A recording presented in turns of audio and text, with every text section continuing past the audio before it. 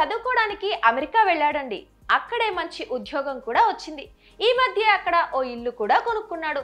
తెలుగునాట ఓ సగటు తండ్రి ఎంతో గర్వంగా చెప్పుకునే మాట ఇది. చదువుకోవడానికి అమెరికా వెళ్ళటం, అక్కడ స్థిరపడటం అంటే ఇక అంతకు మించింది లేదనేది చాలా మంది సగటు తల్లిదండ్రుల ఫీలింగ్. అక్కడ తమ పిల్లలు చదువుకుంటూనే డాలర్లు సంపాదిస్తుంటే ఇక్కడ వీళ్ళు మురిసిపోతూ ఉంటారు.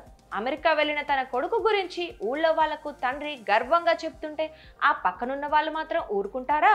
తమ బిడ్డలను సైతం ఎలాగోలా అమెరికా పంపించేస్తారుగా. అలా ఒకరిని చూసి మరొకరు తెలుగునాట అమెరికా వెళ్ళటం గత 10 ఏళ్లలో ఎక్కువైంది. మనోళ్ళు ఎప్పటి నుంచో అమెరికా వెళ్తున్నప్పటికీ 2016 నుంచి అదో ఉద్యమంలా మారిపోయింది. ఇప్పుడు అమెరికాలో ఎక్కడ చూసినా మన తెలుగోళ్లే. 2016లో అమెరికాలో తెలుగు మాట్లాడే వారి సంఖ్య 3.2 లక్షలు కాగా 2024కు వచ్చేసరికి ఈ సంఖ్య దాదాపు 4 గింతలు పెరిగి 12.3 లక్షలకు చేరింది. యుఎస్ సెన్సస్ బ్యూరో దగ్గరున్న సమాచారం ఆధారంగా అమెరికా స్టాటిస్టికల్ అట్లాస్ ఈ వివరాలను వెల్లడించింది.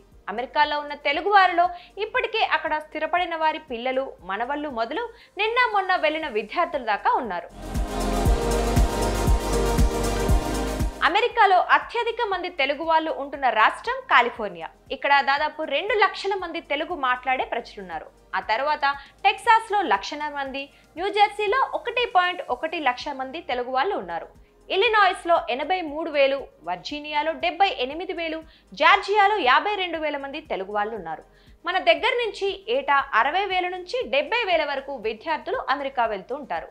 వీరితో పాటు సుమారు 10,000 మంది H1B వీసా మీద కూడా ఆ దేశానికి వెళ్తూ ఉంటారు.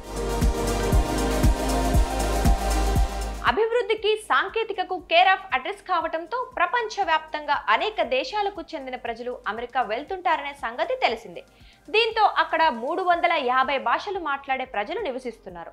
కాగా అమెరికా గడ్డ మీద ఎక్కువ మంది మాట్లాడే విదేశీ భాషల జాబితాలో తెలుగు 11వ స్థానంలో ఉంది.